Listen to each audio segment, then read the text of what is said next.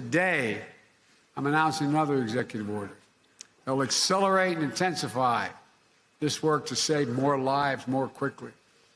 First, this executive order helps keep firearms out of dangerous hands, as I continue to call on Congress to require background checks for all firearm sales. And in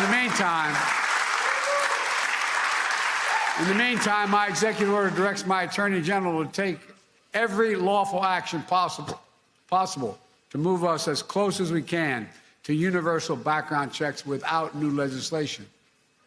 It's just common sense to check whether someone is a felon, a domestic abuser, before they buy a gun.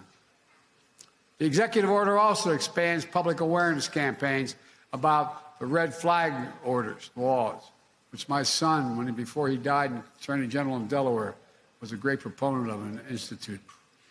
So more parents, teachers, police officers, health providers, and counselors know how to flag for a court that someone is exhibiting violent tendencies, threatening classmates, or experiencing suicidal thoughts that make them a danger to themselves and others, and temporarily remove that person's access to firearms.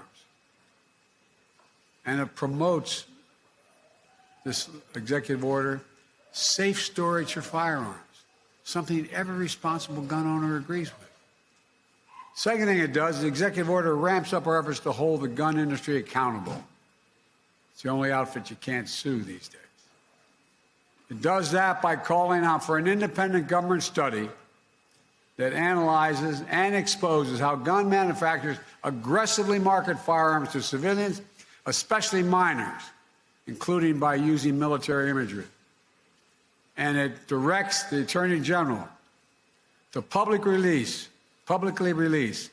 alcohol, tobacco, and firearms inspection reports of firearms dealers who are cited for violation of the law.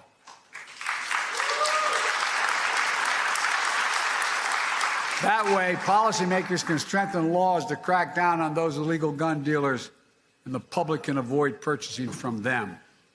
Third, the executive order improves federal coordination to support victims, survivors, and their families and communities affected by mass shootings. The same way FEMA responds to your natural disaster in California and all around the nation, and it will help folks recover and build after wildfires and superstorms and droughts. For example, we need to provide more mental health support and grief and trauma, and more financial assistance when a family loses the sole breadwinner or when a small business shuts down due to a lengthy shooting investigation. There's more in this executive order, but I'm not stopping there.